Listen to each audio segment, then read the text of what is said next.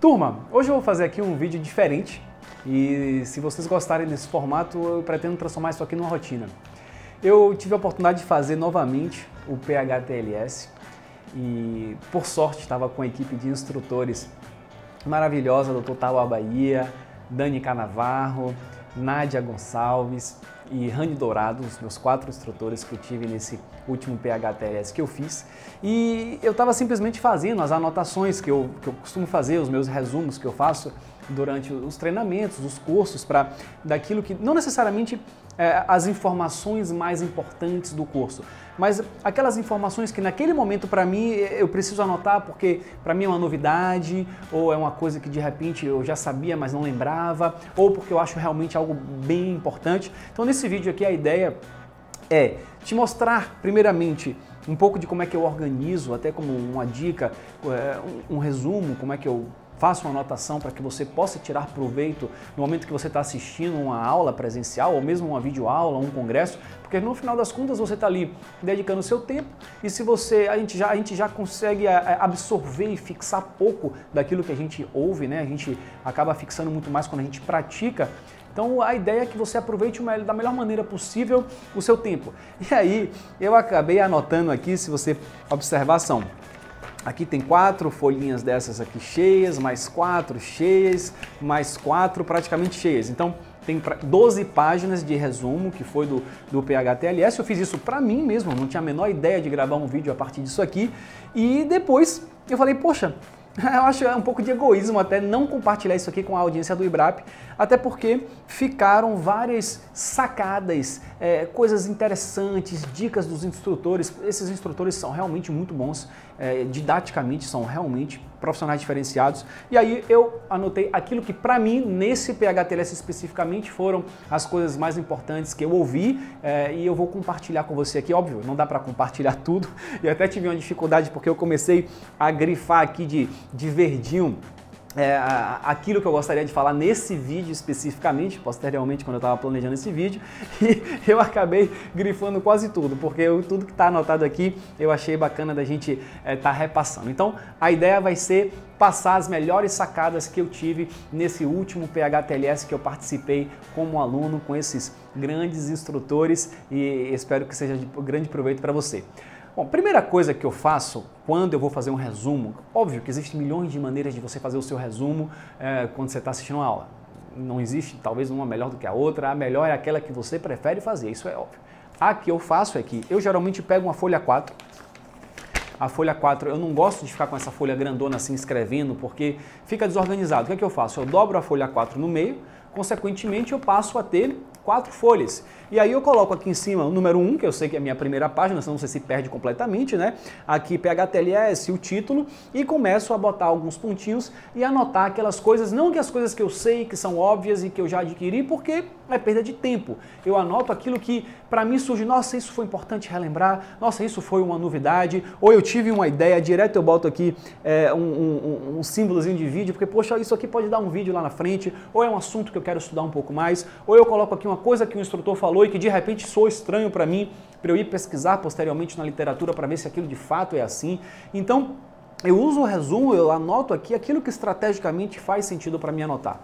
E aí sempre coloco o título por exemplo, aqui, Fisiologia da Vida e da Morte, lá aquele primeiro capítulo. Vou colocar aqui vias aéreas, aí eu botei que Rani que fez essa aula de vias aéreas, depois respiração, ventilação, oxigenação, a Dani Canavarro fez essa aula, depois circulação, hemorragia, choque, foi Tauá que deu essa aula.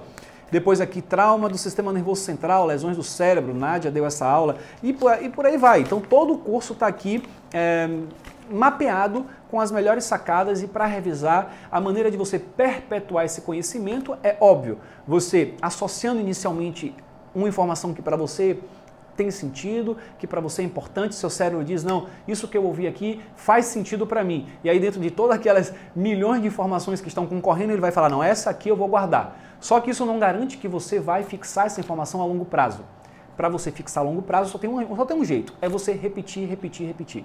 Ler seu resumo, ensinar para alguém, colocar em prática no seu serviço, fazer refresh e aí você de fato consegue ter uma aprendizagem, aproveitar o seu tempo a longo prazo. E esse resumo eu já li ele algumas vezes, inclusive, para planejar esse vídeo. E agora eu vou compartilhar com você algumas das melhores sacadas para mim desse último PHTLS. Logo no módulo Introdução, aquela questão de o tripé, né, do PHTLS.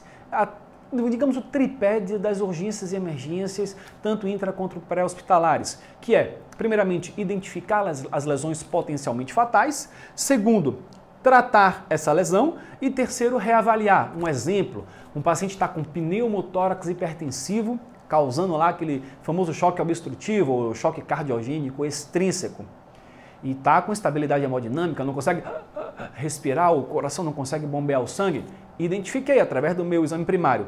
Vou tratar descompressão torácica e eu vou reavaliar para ver se aquilo ali surtiu efeito.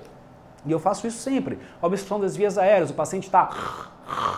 Vou abrir a via aérea do paciente, fiz o tratamento e reavalio para ver se aquilo foi eficaz, se eu vou precisar readaptar. Então isso aqui realmente é uma coisa que é muito importante. Identificar, tratar, reavaliar. Se a gente tem isso bem estabelecido, faz uma grande diferença no nosso dia a dia. Então esse aqui é o tripé do atendimento, dos princípios.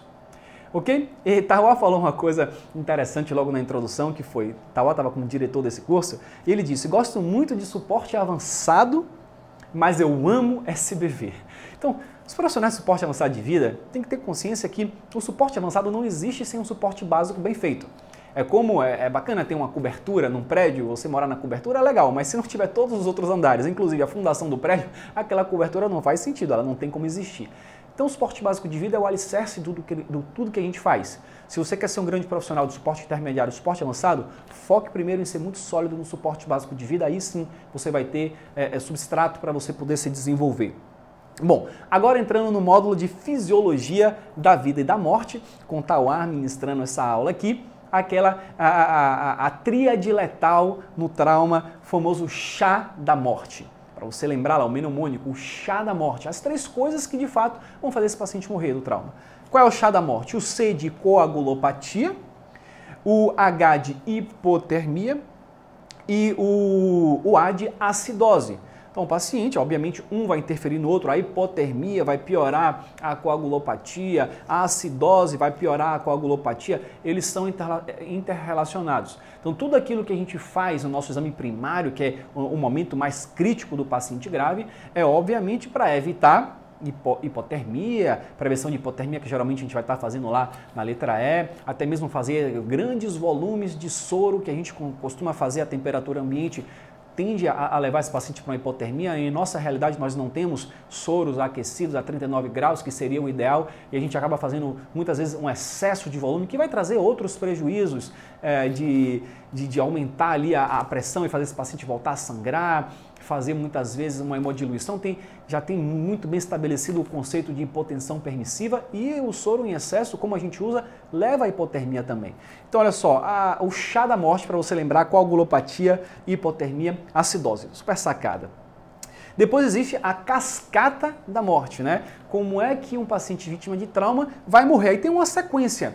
Então o paciente para de respirar de forma aeróbica, para de ter oxigênio, para fazer o ciclo de Krebs e produção de ATP, e ele acaba começando a fazer a respiração, o metabolismo anaeróbio, e ele vai gerar acidose, ele gera ácido lático como um dos subprodutos, e esse metabolismo anaeróbio ele diminui muito a produção de energia, enquanto o aeróbio vai produzir lá 38 moléculas de ATP, o anaeróbio vai produzir, eu acho que 4 moléculas de ATP, se eu não me engano, é muito menos, e ainda vai produzir um subproduto que é o ácido, que é muito ruim para o nosso metabolismo. Então, o metabolismo anaeróbio levando para queda da produção da energia, que leva para morte das células. Se a célula não tem energia para funcionar, ela morre. As células compõem os órgãos, leva para a morte dos órgãos, falência dos múltiplos órgãos, consequentemente, morte do paciente. Então, essa cascata da morte, a gente tem que intervir o mais precocemente possível para evitar que essa cascata evolua. Porque lembre-se que essa cascata está evoluindo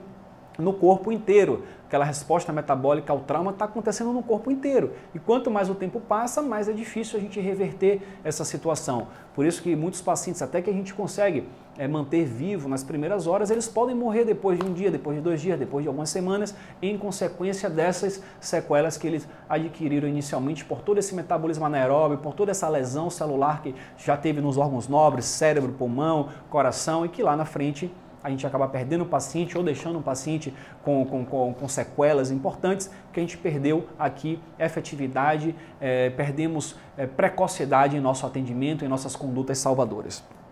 Bom, depois aqui nós temos os órgãos mais sensíveis à isquemia, né, que são os órgãos nobres, que eu botei aqui também como coisa importante. Até várias dessas coisinhas aqui vão dar vídeos individualizados em nosso canal.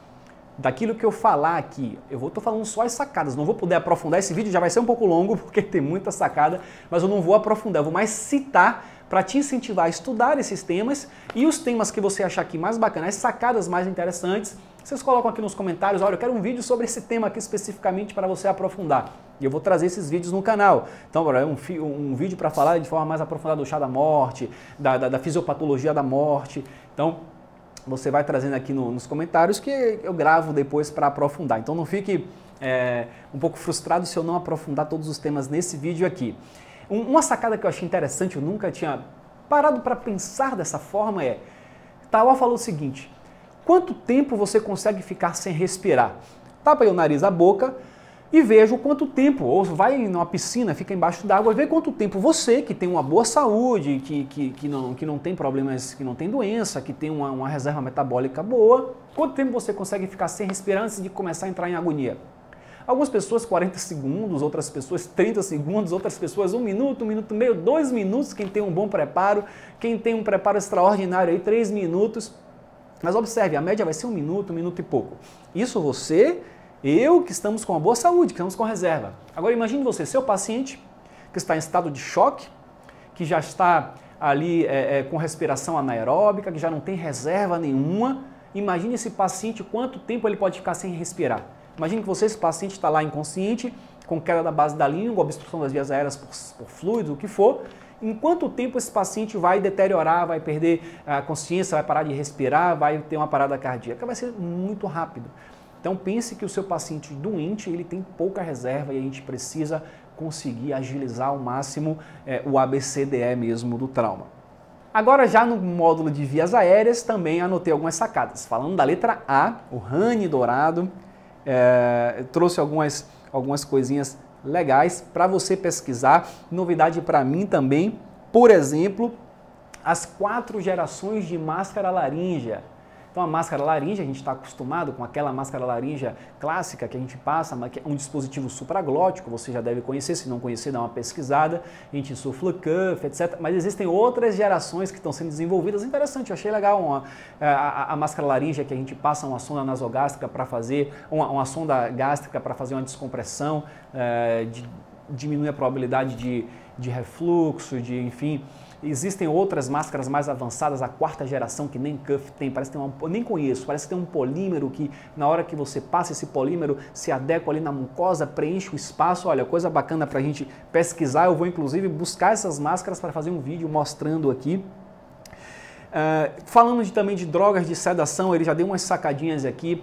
Droga de sedação, qual é a droga que eu vou usar muitas vezes? Óbvio, tem algumas drogas que não vão causar hipotensão, drogas mais rápidas. A gente sabe que a droga perfeita, que é aquela droga que é meia vida curta, que vai passar rápido o efeito caso dê errado a intubação, que vai conseguir sedar bem o paciente, que vai fazer analgesia, que não vai dar hipotensão, que não vai dar aquela estabilidade hemodinâmica, essa droga completa não existe. A gente tem alguns benefícios, um pouco a mais, um pouco a menos nas drogas, que a gente vai ter que utilizar a droga mais indicada para o paciente, mas muitas vezes a droga a usar é aquela droga que você tem mais confiança em usar, que você tem mais conhecimento sobre os efeitos colaterais, como lidar com isso. Então eu achei interessante essa observação dele. Eu trouxe aqui 2 observações também, o Han dizendo que o etomidato, que é um dos sedativos, é uma droga que não costuma causar instabilidade hemodinâmica, tem esse benefício. A ketamina é uma droga que, além de ter o efeito de sedação, ele também é um analgésico. Então, por exemplo, quem usa uma ketamina não precisa, por exemplo, antes fazer um fentanil. Quando você vai fazer um midazolam e etomidato, na sequência rápida de intubação, chamada agora intubação assistida por drogas, a gente vai fazer geralmente o analgésico, não é? O fentanil, por exemplo, seguido de um sedativo, midazolam, propofol, ketamina, etomidato, ou hipnótico, e depois o bloqueio neuromuscular. Quando se usa ketamina, por exemplo, ele já é analgésico e sedativo ao mesmo tempo. Além disso, a ketamina também costuma não causar hipotensão. Umas sacadinhas que eu achei interessante, que a depender pode ser interessante para você também, pesquisar um pouco mais sobre esse assunto. Uma coisa importante, às vezes tem umas coisinhas aqui que vai entrando e às vezes é ligada com outras letras, como essa, por exemplo, um paciente vítima de TCE. Esse paciente com vítima de TCE, se a saturação dele cai abaixo de 90 em algum momento do atendimento, ele aumenta muito a mortalidade. Aqui foi citado como 3 vezes a mortalidade. Eu não sei exatamente qual é o estudo que falou sobre isso, mas isso faz muito sentido. Quer dizer, o paciente que teve um TCE, o problema dele é um traumatismo crânioencefálico. Olha, mas esse paciente ele vai ter muito mais chance de morrer se você não cuidar bem da via aérea dele, de você não conseguir manter uma saturação lá sempre acima de 90. Olha que importância a gente ter isso em mente. A questão de reavaliação do tubo, né, um paciente que está entubado, o famoso método DOPE, D-O-P-E, sempre entubei o paciente na cena, botei esse paciente na ambulância, vou checar se não houve deslocamento do tubo, se esse paciente está perdendo saturação, se está algum a gente sempre vai estar checando. Será que houve deslocamento? Será que tem alguma obstrução, esse tubo está obstruído, o paciente está instabilizando, o que é que está acontecendo? Vou checar novamente o DOPE. Deslocamento, obstrução, será que esse tubo não desceu um pouco mais, fez uma seletiva e só está ventilando um lado, só está ventilando o pulmão direito? Será que esse paciente não evoluiu para um pneumotórax? Porque o próprio tubo, a ventilação positiva ali pode estar gerando aumentando o pneumotórax, às vezes simples, para um pneumotórax hipertensivo. E será que esse paciente não estubou? Será que não está tendo uma falha no equipamento? Então aí até o método DOPE, mais uma sacada que eu achei interessante.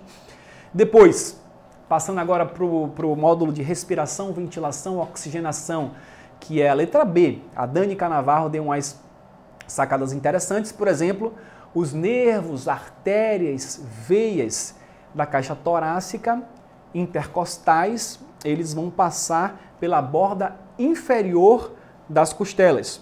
Isso significa dizer que se você precisar fazer algum procedimento, como uma descompressão torácica, até mesmo uma drenagem de pneumotórax simples, isso é uma coisa mais feita, obviamente, no intra-hospitalar, por profissionais habilitados, sempre a abordagem, a incisão vai ser feita pela borda superior da costela. Você vai palpar a costela e logo na borda superior vai estar fazendo por ali o acesso, porque você, obviamente, diminui muito a probabilidade de você lesar uma estrutura vascular ou até mesmo um nervo. Então, interessante, a gente está sabendo disso também.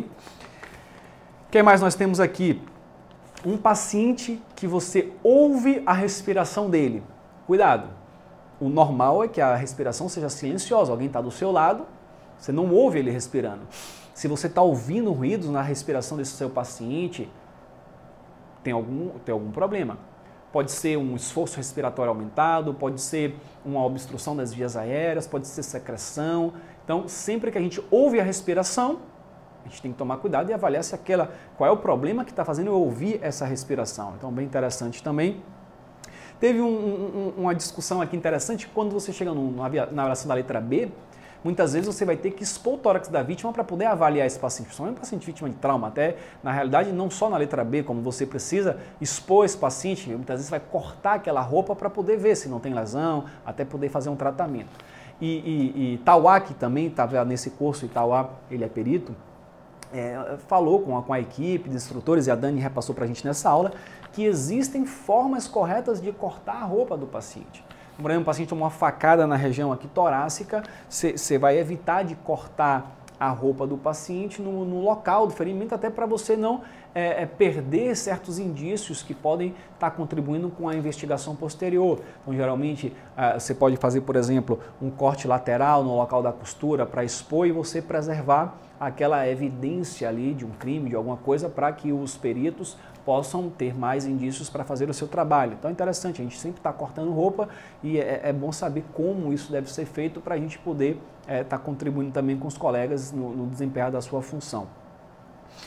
Tem uma discussão que eu não vou entrar em detalhes aqui nessa discussão, porque vai ser algo um pouco longo, acho que vale a pena, eu até mesmo preciso fazer uma revisão melhor da literatura.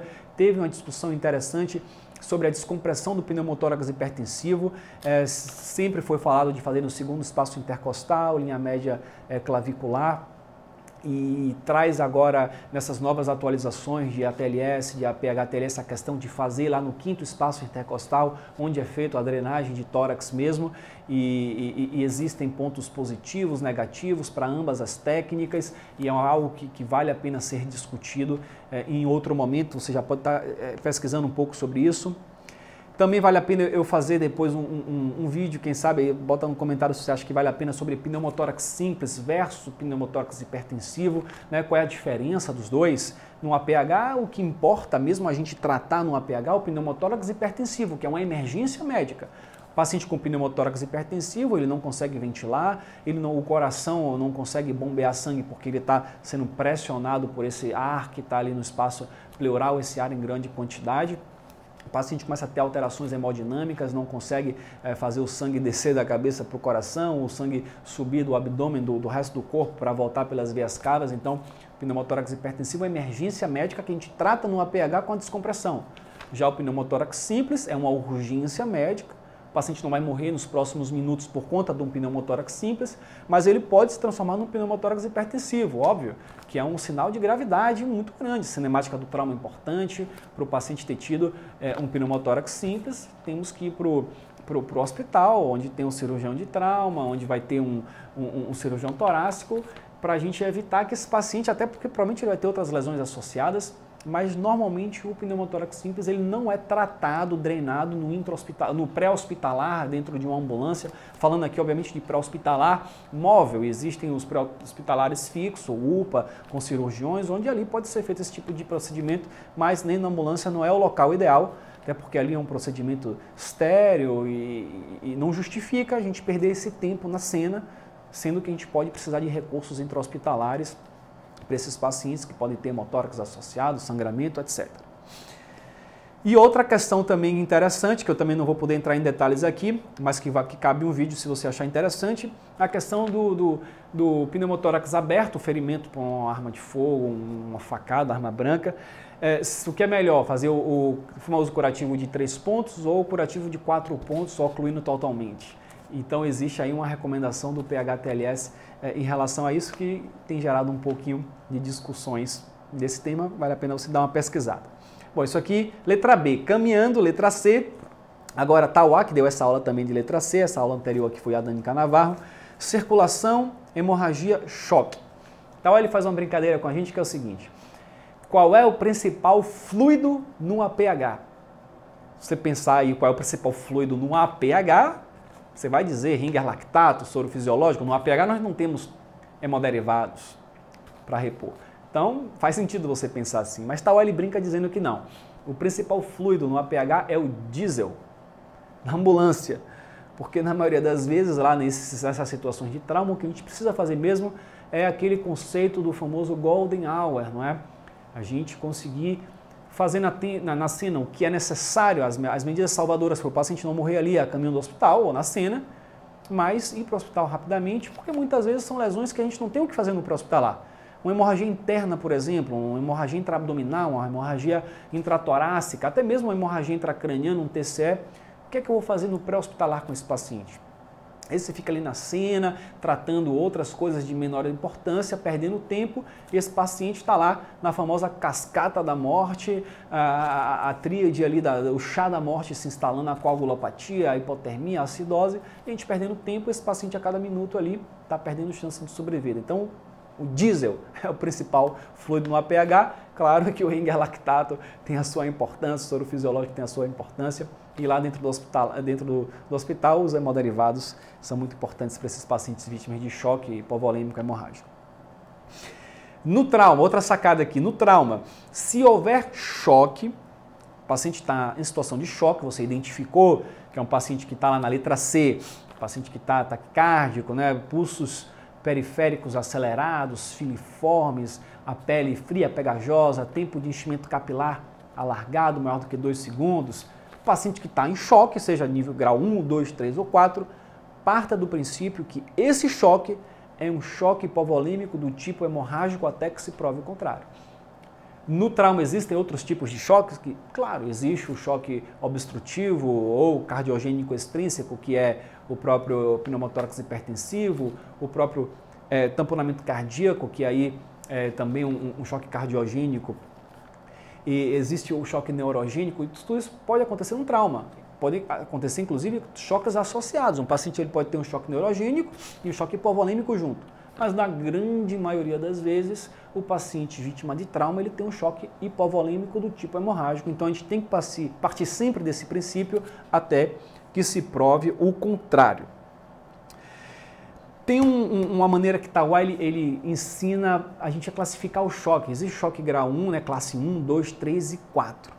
Eu não vou também entrar em muitos detalhes nisso, porque cabe um vídeo à parte só para esse assunto, mas só um resuminho, o choque grau 1 é aquele paciente que está 100%, perdeu uma quantidade de sangue considerável, porém o corpo está conseguindo compensar bem essa perda de sangue, através de nossos 3 mosqueteiros, como eu gosto de falar, a hipófise, o sistema renina, angiotensina, aldosterona, as adrenais com seus hormônios lá, o cortisol, a adrenalina, a vasopressina, que é o ADH, estão ali trabalhando para manter esse corpo ganhando essa luta, né, da perda de sangue. Então tem o choque grau 1 lá que é totalmente compensado. Depois existe lá o choque grau 4, que é o outro extremo, o paciente completamente descompensado à beira da falência total da bomba, à beira de uma parada cardíaca. Esses são fáceis de identificar. Aí a questão do grau 2 para o grau 3, que são os graus intermediários, de pacientes que estão ali, qual é a diferença? O grau 2 ele está compensado ainda, o paciente geralmente não tem hipotensão, no grau 3 o paciente tem hipotensão. Aí é uma ideia, tal ele faz essa análise, né, do mais simples, o mais grave, e aquele ali, os 2 intermediários a gente separa a questão da compensação ou não, mas vale um vídeo para a gente abordar especificamente esse tema aqui de uma forma mais aprofundada. Bom, continuando aqui, o objetivo hoje, a recomendação em situação de choque hemorrágico é manter uma PA sistólica entre 80 e 90, que é aquele famoso conceito da hipotensão permissiva. Muitas vezes a gente pensava anteriormente, gelco, outra brincadeira que Itaúa faz, um gelco 28, que é aquele gelco 14 de um lado, gelco 14 do outro lado, corre 2 litros o mais rápido possível e depois mais 2 litros e a gente vai tentando colocar a pressão de 12 por 8. Isso traz muitos prejuízos, traz hipotermia, traz hemodiluição, traz aumento de sangramento, ou seja, é nefasto. O que a gente precisa, é óbvio, se o paciente está hipotenso ao ponto de estar abaixo de 80 de sistólica, esse paciente ele não vai estar tendo perfusão dos órgãos nobres. Eu preciso conseguir aumentar um pouquinho essa pressão para 80, 90 para os órgãos nobres continuarem sendo perfundidos, mas é suficiente e a gente vai para o hospital para dar continuidade ao tratamento. Eu faço volume com um único objetivo, mais uma sacada. Qual é o objetivo de fazer volume? É perfundir os órgãos nobres. Se eu estou fazendo volume sem ser com esse objetivo, está errado. Então, estou fazendo volume, 80 por 90 é suficiente para perfundir os órgãos nobres. Claro que com 80 por 90 eu não estou perfundindo a periferia, tem uma vasoconstricção periférica, mas eu estou perfundindo o coração, cérebro e pulmões, é isso que importa. Se o paciente tem lesão de sistema nervoso central, se o paciente tem um TCE, ou um TRM, essa hipotensão permissiva ela passa a aumentar um pouquinho mais. A meta aí passa a ser manter uma PA de 90 a 100, uma PA sistólica. No choque hipovolêmico de tipo hemorrágico, ou em qualquer situação de choque, no trauma, é 80 a 90. Na situação de TRM ou TCE, a meta aumenta um pouquinho mais para 90 a 100. Uma sacada aqui que está na avaliação da letra C, que eu acho fantástica e para mim foi novidade nesse curso, a primeira vez que eu fiz o PH-TLS, alguns anos atrás, se falava de fazer o famoso HPPP na letra C, H e 3 P's. Então, eu chego na letra C, o H, faço controle de hemorragias externas, que estão evidentes para a hemorragia, e o PPP, que é olhar pulso periférico, qualidade de pulso, como eu já falei anteriormente, pele e tempo de enchimento capilar, para a gente ver se há sinais de choque, então HPPP. Tal A traz mais 3 P's nessa avaliação, transformando HPPP em HPPP, PPP, H mais 6 P's. Além desses 3 P's que eu já mencionei, pulso periférico, pele e perfusão, existe o P de pança, o P de pelve e o P de pernas passando pelo fêmur. Por que esses 3 P's? Para a gente olhar na letra C se há sinal de hemorragia interna, porque pode ter uma hemorragia no abdômen, pode ter uma hemorragia a nível de pelvis, pode ser a hemorragia a nível de ossos longos, e todas essas hemorragias, além das externas, podem estar causando um choque hemorrágico. Então, na letra C, você vai avaliar, além dos sinais indicativos de choque, que são os 3 P's, a localidade de um possível choque de hemorragia interna, pança, pelve, pernas passando pelo fêmur, sacada genial. Obrigado, Tauá, isso aqui bem legal mesmo. Cabe um vídeo para falar só sobre isso também. Bom, um sinal importante de hipóxia, aquele paciente que você coloca a máscara não reinalante, ele não aceita a máscara, fica agoniado porque acha que aquilo ali vai sufocar ele. Esse aí é um sinal do paciente que está realmente precisando da máscara. Então, botou a máscara, o paciente quer tirar, cuidado. Óbvio que você tem que estar com a máscara, com o reservatório cheio, o oxigênio rodando. Se você coloca uma máscara sem estar com essas condições, você vai de fato sufocar o paciente. Então, cuidado com o uso de máscaras. Máscara não reinalante principalmente, onde você tem ali as válvulas. Se você não está renovando naquele ar de oxigênio, o paciente vai estar expirando ali CO2, você vai estar diminuindo a oferta de O2 para ele. Então, tem que preencher o reservatório, bota lá em alto fluxo, 10 a 15 litros por minuto e oferta o oxigênio. Se o paciente inicialmente estiver lutando, tenta manter. Se estiver precisando de uma ventilação positiva, de uma viária avançada, e enquanto você está preparando esse outro dispositivo, mantém a máscara para estar ofertando lá um AFO2 cerca de 90%. Se você não consegue explicar qual é a fonte do sangramento no seu exame que esteja causando aquele choque, você identificou que o paciente, no seu PPP inicial, está em choque, porque ele está com alteração de pulsos periféricos, alteração de pele, alteração de perfusão. Você fez o PPP seguinte, que é pança, pelve e pernas passando pelos fêmurs, e você não identificou nada. O paciente está com o abdômen inocente, né, não reage a dor, pelve estável, tudo direitinho. Você fala, poxa, não tem hemorragia externa. O que é que está acontecendo com esse paciente? Não tem indicativo de um TRM para justificar o choque neurogênico? De onde é que esse paciente está sangrando? Se você não identificou uma possível uma fonte de sangramento, você vai presumir que é uma hemorragia intraabdominal. Por mais que o exame não acuse, existe uma probabilidade alta que explique esse choque hipovolêmico, que seja uma hemorragia intraabdominal, que o exame físico esteja normal. Até por outros motivos, o paciente pode até não estar sentindo realmente nada no momento, ou até o abdômen pode não estar em tábua nem nada nesse momento, mas você vai presumir que aquilo ali é uma hemorragia intraabdominal se você não achou outra causa que explique o choque. Então, eu achei essa sacada aqui uma sacada muito, muito interessante também.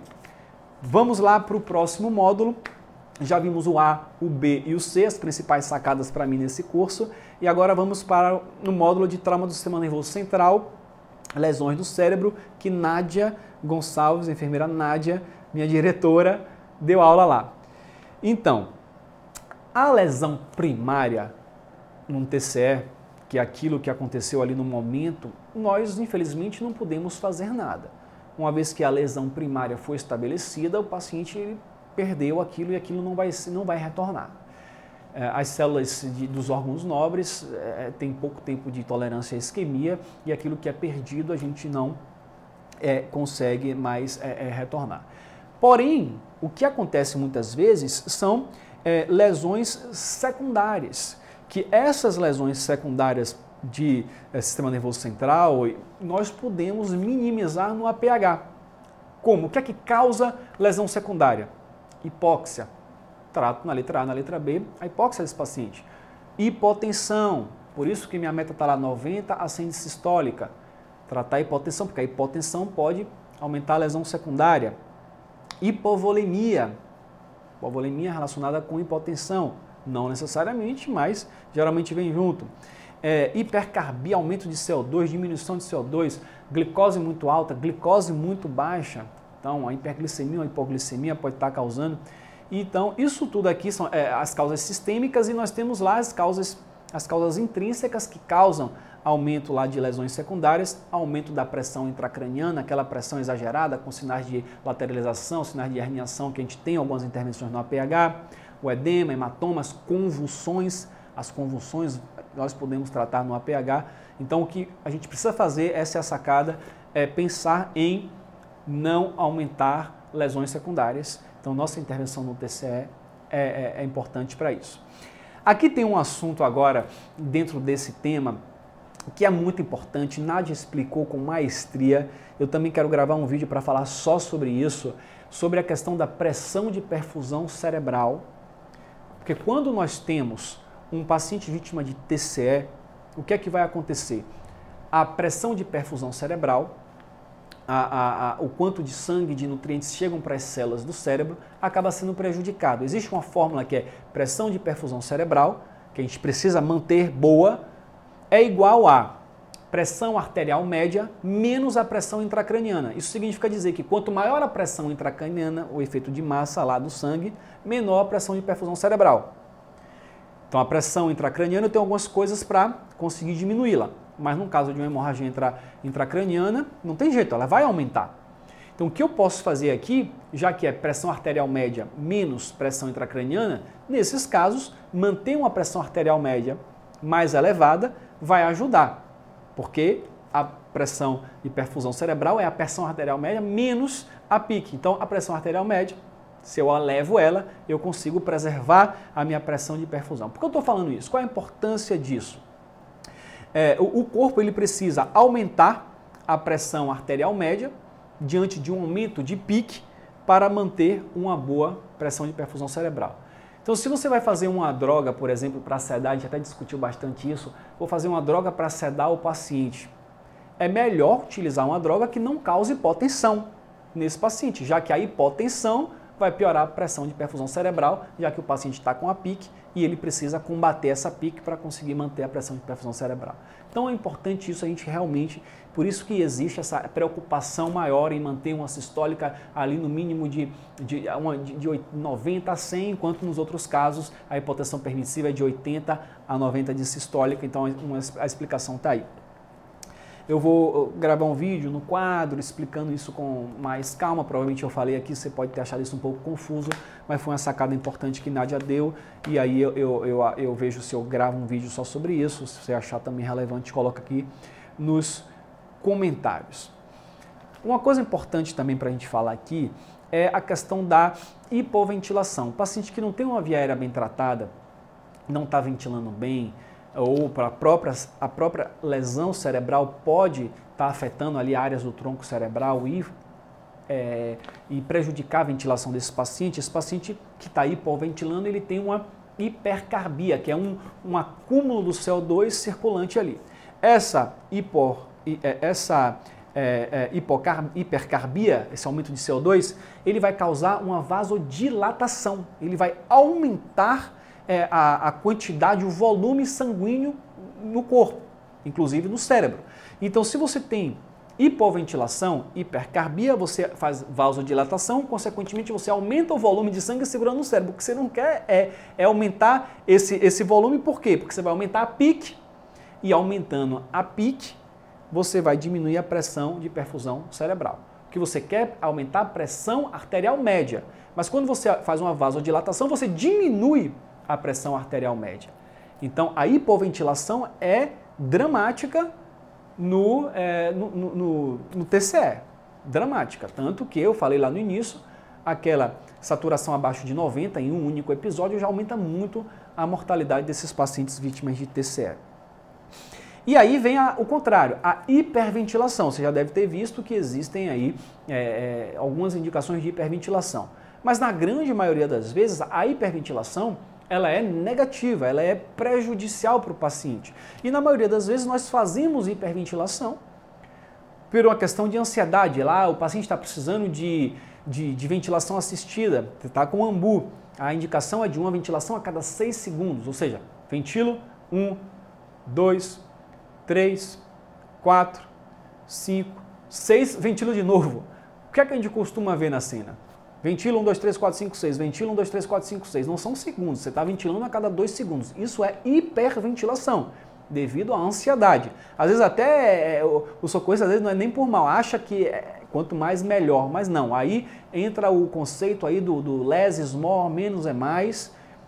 A ventilação precisa ser 1 a cada 6 segundos, porque a hiperventilação ela vai causar o contrário agora, uma hipocarbia. Eu vou lavar o CO2, vou botar o CO2 para sair. E essa hipocarbia ela vai causar uma vasoconstricção. O cérebro já está sofrendo. Essa vasoconstricção pode gerar isquemia no cérebro e piorar ainda mais a situação. Existe aquela indicação de hiperventilação específica, que são por períodos curtos, controlada, quando o paciente está com sinal de herniação cerebral, que é uma pressão intracraniana tão elevada que o cérebro começa a sair pela face atentorial, ali invadindo a área do tronco cerebral, que é uma situação dramática, vai fazer aquela famosa anisocoria pela compressão do nervo oculomotor, você tem uma pupila que vai dilatar de um lado, a outra que vai ficar. E aí esse paciente, ao fazer uma hiperventilação, a vasoconstricção tende a diminuir um pouco a pressão intracraniana.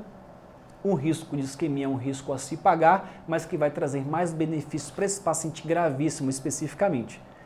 Então, é uma situação de exceção. Lembre-se, tanto hipoventilação quanto hiperventilação, os extremos costumam ser negativos. O que a gente precisa é encontrar ponto de equilíbrio para fazer uma ventilação adequada e assim, de fato, beneficiar o paciente. Ok. Aqui algumas sacadas também que foram dadas em relação ao sistema nervoso central. Bom, a PIC no córtex cerebral e no SRA, o aumento da pressão intracraniana nesses locais vai gerar alteração de nível de consciência. E no caso da herniação cerebral, quando existe realmente uma PIC muito elevada no SRA, o que é que vai acontecer? Esse paciente vai evoluir para o coma. Então, aquele paciente gravíssimo em coma no TCE é o paciente que está com a PIC elevadíssima nas regiões responsáveis pelo nível de consciência. Quando essa PIC ela atinge, essa pressão intracraniana, ela atinge o hipotálamo, é o que vai causar o reflexo de vômito. Então, esses pacientes que vomitam no TCE é por conta da PIC no hipotálamo. A PIC no tronco cerebral vai estar causando basicamente 3 fenômenos, que é aumento da PA. Então, no tronco cerebral, uma PIC vai fazer o paciente aumentar a pressão arterial, bradicardizar.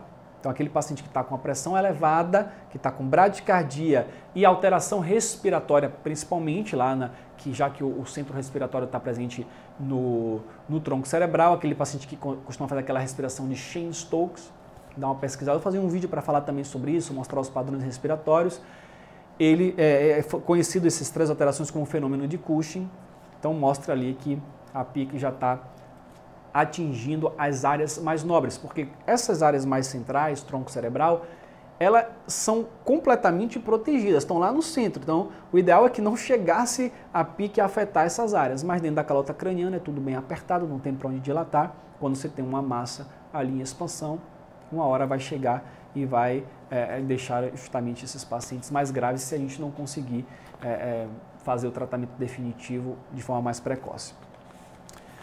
Então, indo aqui um pouquinho mais adiante nas sacadas, a tríade de Cushing, então, é um sinal de herniação, né, que um dos sinais de herniação indicativos, bradicardia mais aumento de PA mais respiração de Cheyne-Stokes, então, associado aos sinais de lateralização, como, por exemplo, a anisocoria, mostrando lá que esse paciente pode estar com o cérebro dele ali herniano, saindo da face atentorial, querendo migrar, escapar por algum lugar porque a pressão está muito elevada lá dentro. Bom, falando de hemorragias, rapidamente algumas sacadas. A hemorragia epidural, existem vários tipos de hemorragias intracranianas, hemorragia epidural, hemorragia subdural. Então a hemorragia epidural, ela costuma dar um intervalo lúcido. É aquele paciente que tem o TCE, desmaia, volta a si, poucos segundos depois, fica bem, conversa, você acha que esse paciente está bem, mas ele está lá com uma hemorragia epidural e de repente esse paciente afunda de novo. Esse é o quadro clínico clássico desse tipo de hemorragia.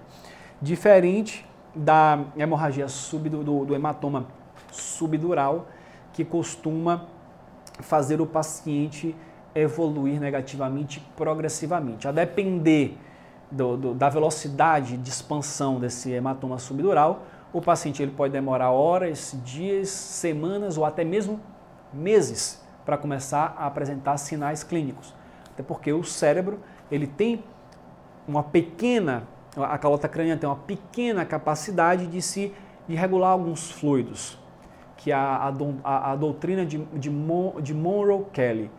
Nosso Instagram, nós discutimos isso, eu vou deixar até aqui o link do Instagram, onde a gente posta perguntas, respostas diariamente, a gente discute vários temas de forma bem objetiva, a gente falou um pouquinho sobre ele recentemente, que essa doutrina de Monroe Kelly faz o seguinte: começou a aumentar a pressão intracraniana, o cérebro ele consegue escapar um pouquinho de sangue venoso, um pouquinho de líquido cefalorraquidiano, LCR, para conseguir compensar um pouco esse volume a mais que está ali, aquele hematoma que se instalou ali. E aí ele vai compensando o paciente ficar sintomático. E no hematoma subdural isso pode durar semanas, meses, porque está indo bem devagarinho, a massa é pequena, mas de repente ele atinge um ponto de descompensação que começa a afetar as estruturas cerebrais, a depender do local, estruturas motoras, etc.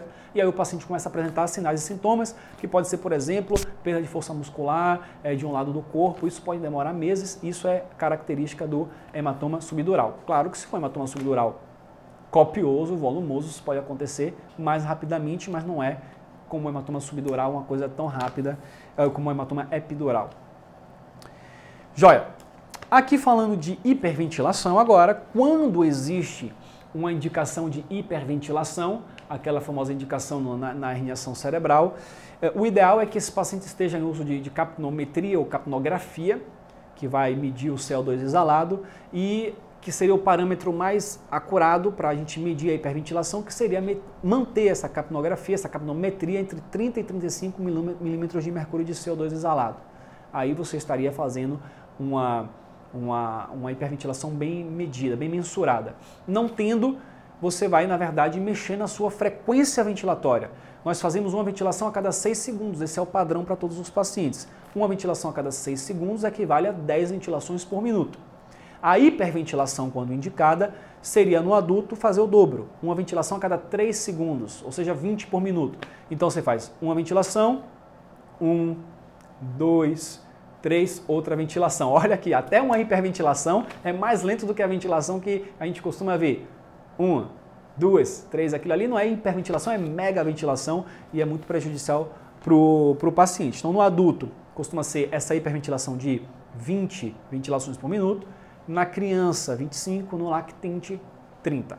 Isso se tratando de hiperventilação, quando indicada situação de extrema raridade, feita durante períodos, e a gente vai reavaliando esse paciente, lembrando que a gente tem que ir para o hospital o mais rápido possível, que esse paciente vai precisar de uma abordagem neurocirúrgica, já que ele está com herniação cerebral. E existe aí, associado então à hiperventilação, uma outra medida que no APH pode trazer benefícios para esses pacientes com herniação, que é o uso do manitol, que é um diurético potente que vai ajudar a diminuir, no caso, essa pressão exagerada. Traz prejuízos sim, mas os benefícios, nesse caso extremo, como eu falei anteriormente, podem superar os prejuízos e por isso haver uma indicação. Bom, próximo assunto, trauma de coluna vertebral. Algumas sacadinhas assim também que foram anotados. O Randy Dourado deu essa aula. Existe um algoritmo de imobilização de coluna em trauma fechado. Assim, muita gente acha que tem que imobilizar necessariamente todos os pacientes, colar cervical. Sim, é importante a imobilização do paciente, importantíssima. Agora, quem quiser aprofundar um pouco mais o estudo nas verdadeiras indicações de quando imobilizar, e eu estou falando aqui para pacientes, para socorristas que têm experiência, que trabalham com suporte intermediário, avançado, existem às vezes certas situações onde não há indicação necessariamente de imobilizar esse paciente. Então existe no PHTLS, que isso aí também tem que ser um vídeo à parte, um vídeo longo à parte, para falar sobre o algoritmo de imobilização da coluna no caso de trauma fechado. E o PH-TLS traz que esteroides não são indicados para a lesão de medula espinhal. Uma sacada que eu anotei aqui também. Falando agora do próximo assunto, já falamos de letra A, de letra B, de letra C, de letra D e agora de letra E. Vamos falar agora da avaliação secundária. Terminamos o nosso exame primário, que é o nosso momento mais crítico, que é realmente o que vai salvar vidas no APH. Vamos falar aqui um pouquinho de avaliação secundária. Quem deu essa aula foi Daniele Canavarro. E a primeira sacada que eu anotei aqui é que quando você vai fazer um exame secundário, existem lá, ó, medição de dados vitais. É agora que eu quero saber quanto é que está a PA do paciente, quanto é que está a frequência cardíaca, quanto é que está a frequência respiratória, a glicemia, às vezes fazer um eletrocardiograma, se tiver uma indicação ali. E lá no exame primário a gente se preocupa mais de forma qualitativa. O pulso está filiforme, está acelerado, né? É mais qualitativo. A gente não, é muito rápido, não dá para a gente mensurar tudo. Deixa isso para avaliação secundária, onde tem os dados vitais, alguns exames complementares que podem ser feitos no APH, como um ECG, por exemplo, às vezes até uma saturação, ela não é necessária lá no exame primário correr saturação. Se você tiver disponível, coloca aqui, tudo bem, mas não é ela que vai mudar a sua conduta no exame primário. A saturação ela vai mudar a sua conduta agora no exame secundário.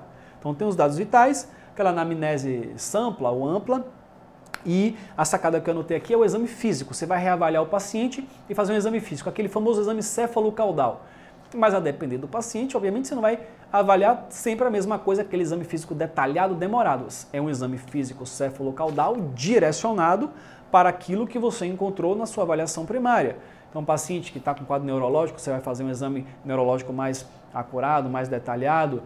Claro que a ideia é identificar no exame secundário lesões que passaram despercebidas no exame primário, mas você está numa situação de urgência, de emergência, de APH, você vai fazer esse exame direcionado.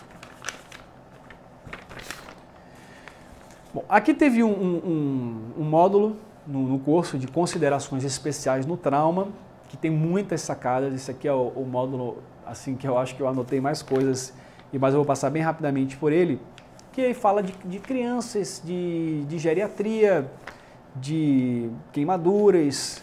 Então essas situações aí que eu anotei algumas coisinhas interessantes aqui pra gente. Bom, primeiro falando aqui de crianças, crianças costumam compensar bem ao choque, ao trauma. Então eles têm mecanismos compensatórios e geralmente crianças podem estar mesmo diante de uma situação de gravidade aparentemente bem. Não se deixe enganar. Ela vai compensar bem e na hora que vai deteriorar muito rápido. Então não subestime gravidade de lesão em crianças porque você está achando um exame físico inocente. Uma criança, por exemplo, que é atropelada por um carro, bate o carro no tórax da criança, essa criança pode não ter nenhuma fratura de costela, pode não ter nenhum indicativo mas pode estar com um sangramento importante, uma lesão de parênquima pulmonar, lesão intraabdominal, mas você não viu aquela fratura óssea porque tem a estrutura óssea mais maleável. Então, cuidado. E além disso, ela costuma compensar bem a perda de volume, etc. Mas depois, você, não tem nada, vamos ficar aqui tranquilo. E aí a criança afunda e aí já é tarde. Então, cuidado com isso em crianças. Quando nós temos um paciente como crianças, com menos massa corporal, isso vale para idosos também. Quanto menos gordura o paciente tem, quanto mais a pessoa é magra, franzina, é maior a tendência à hipotermia. E nós sabemos que a hipotermia faz parte do chá da morte. Então, quando você está atendendo um paciente franzino, que no ditado popular, às vezes tem uns idosos bem magrinhos, caquético, né? Pele e osso, fala na linguagem popular, cuidado, que esses pacientes aí, você chega na ambulância, está com ar-condicionado, vai fazer volume, pode ser catastrófico para esses pacientes, muito mais do que para pacientes que têm uma quantidade de tecido adiposo maior. Crianças podem ter lesões internas sem ter lesões externas aparentes, então isso foi o que eu comentei aqui. A reposição volêmica em criança ela costuma ser feita baseada no peso, então costuma ser 20 ml por quilo de peso, tá?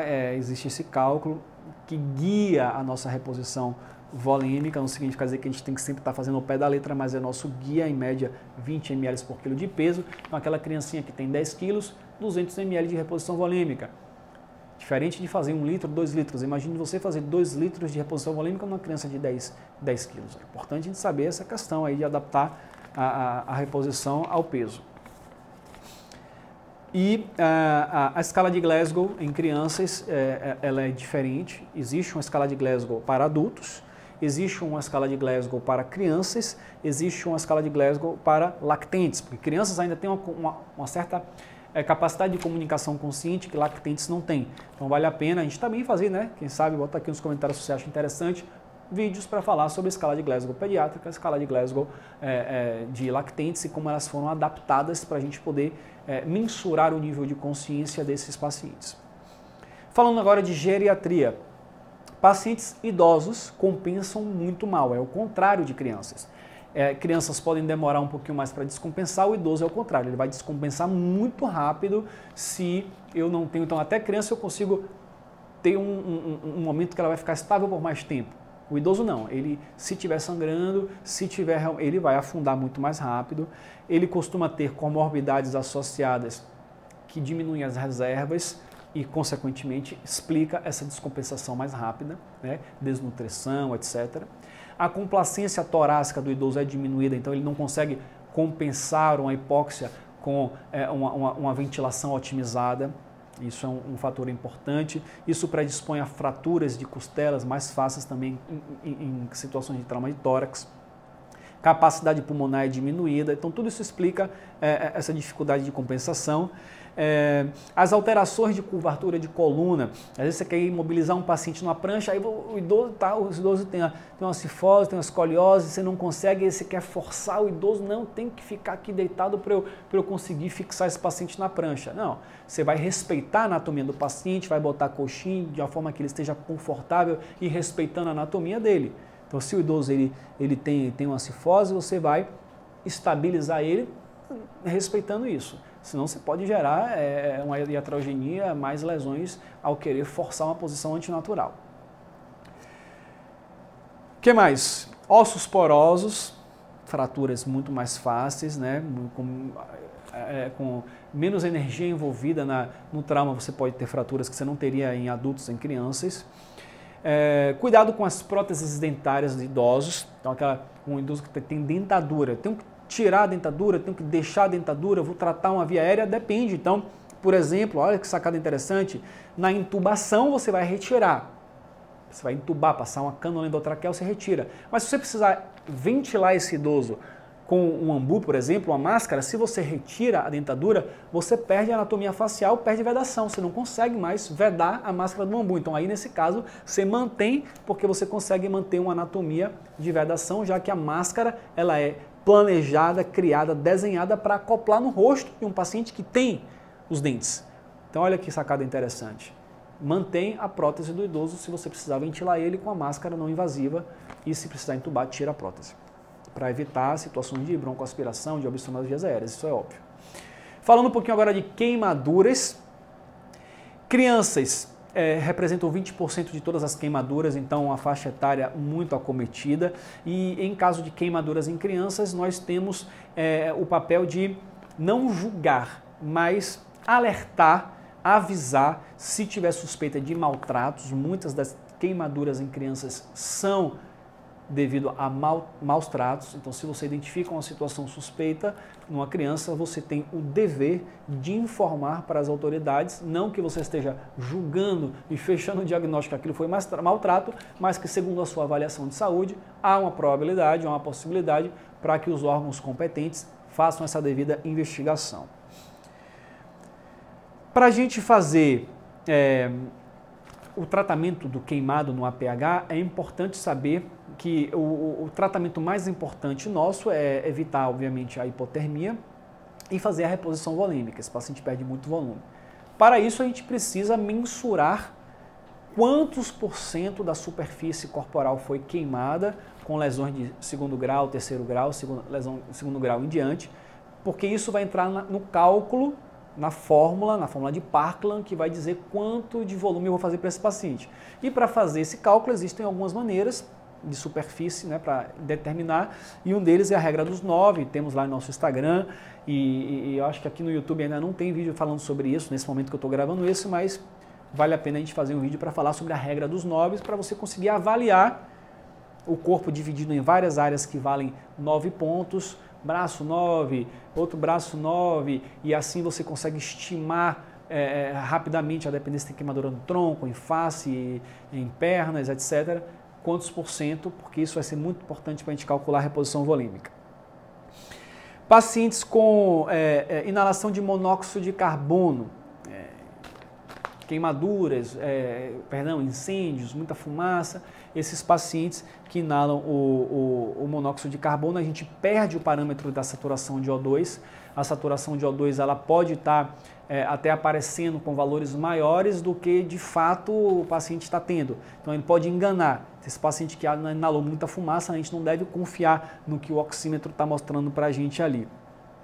E aqui é importante para a gente tratar esses pacientes com inalação de monóxido de carbono, O2 em alto fluxo aí por no mínimo 40 minutos, realmente a gente vai ter que substituir esse monóxido de carbono que está ali acoplado na hemoglobina por O2 que vai ter que vir substituí-lo. E aí por isso que a gente tem que repor realmente O2 em alto fluxo por períodos prolongados. Esse é o melhor tratamento, cuidar aí da via aérea desse paciente da ventilação. Tratamento com queimaduras. Cobrir queimaduras com curativo seco, estéril e não aderente. Não é para prevenir, cobrir com curativos úmidos, porque isso vai favorecer a hipotermia e a gente tem que, pelo contrário, cuidar da hipotermia. Então o curativo tem que ser seco, tem que ser estéril e obviamente não aderente.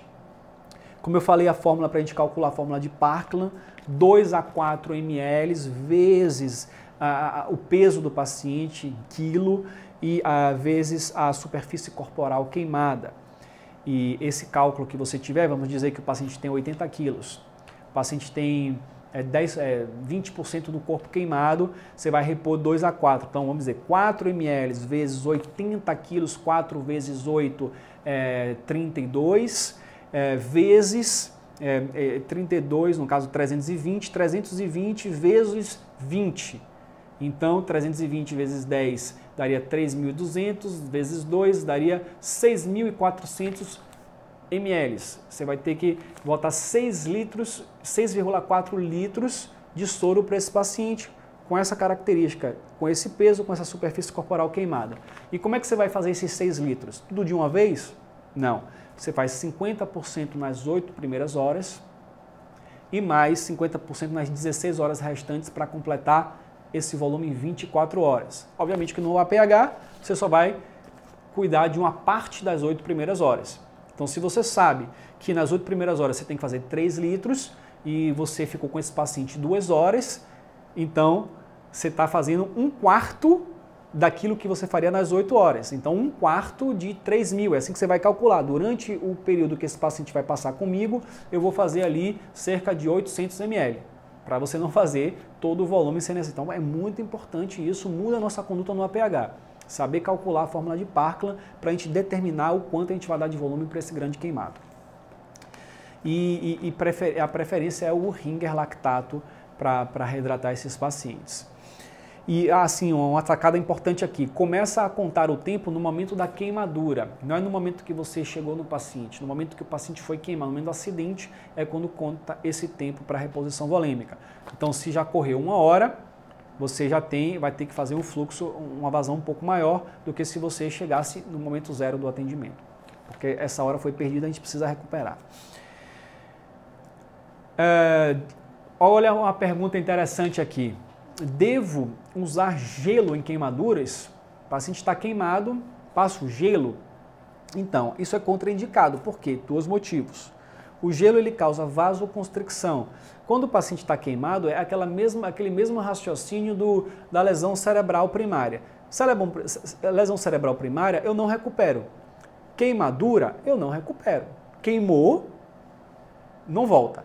Agora, toda aquela área adjacente que está quente, que muitas vezes está hipertérmica essa área, e ela pode estar aumentando essa queimadura. Então, as minhas medidas é para resfriar esse corpo, para evitar que essas outras células morram também e que essas queimaduras aumentem a superfície corporal queimada. Se eu uso gelo, eu faço vasoconstricção, eu diminuo o aporte sanguíneo para esse coração, consequentemente vai fazer também hipotermia, e aí eu vou aumentar a área queimada. Então não é gelo, é água corrente, se precisar ser feito como medida de primeiros socorros, né, em casa, para resfriar o local, água corrente. Mas nós no APH não vamos fazer água corrente nos pacientes, nós vamos cobrir a lesão com curativos secos, estéreis, não aderentes e fazer reposição volêmica nesses pacientes. Bom, estamos chegando no final. Agora o módulo de múltiplas vítimas em massas, que eu tenho um vídeo já aqui no canal, então você pode dar uma olhadinha em nossos vídeos de MV, tem vídeo de Tauá, então não vou entrar muito em detalhes disso aqui. RCP no trauma, que foi um dos últimos módulos que Rani deu aqui pra gente. A questão de quando reanimar ou não um paciente vítima de trauma. A unidade de suporte básico de vida vai reanimar sempre, a não ser que seja um sinal de morte evidente, decapitação, etc. Mas fora isso, vai reanimar. A equipe de suporte avançado de vida vai tomar a decisão se aquele trauma vai ser reanimado ou não.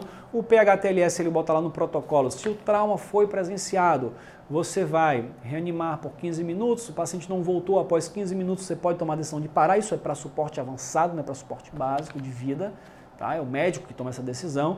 E se aquele trauma não foi presenciado, muitas vezes o médico já pode chegar na cena e constatando o óbito e nem reiniciar, a depender do tipo de trauma. Mas isso é exclusivo de suporte avançado, o suporte básico vai fazer RCP sempre até chegar no suporte avançado de vida. E para fechar o curso, Tauá ele fez a aula do Juntando Tudo, que basicamente são os princípios de ouro, os 14 princípios de ouro do PHTLS, que reúne todo esse passo a passo de que nós devemos fazer na pré-atendimento, exame primário, secundário, etc.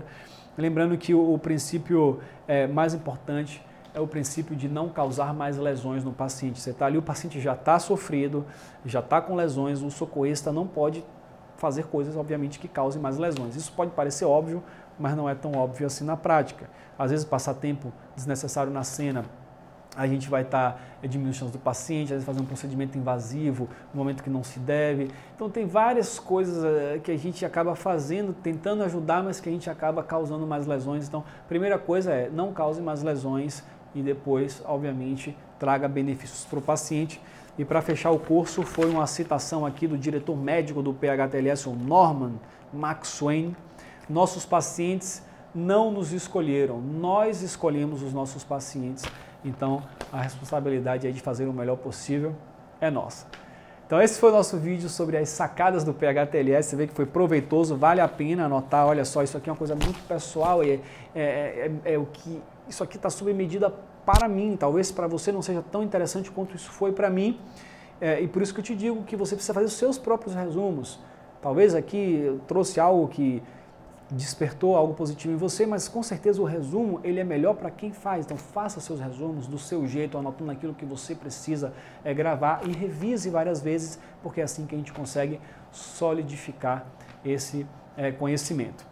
Então chegamos ao final. Se você gostou, deixe o seu like como feedback. Se não gostou também, me avisa. Quem não gostou, deixando o botãozinho, o dedinho aí para baixo, para saber se isso aqui é um tipo de vídeo que para você faz sentido ou não. Manda seu feedback, se inscreve no canal do IBRAP para você receber todos os vídeos, e temos vários vídeos postados que você já pode ir consumindo, estudando aí, vários vídeos gratuitos na internet.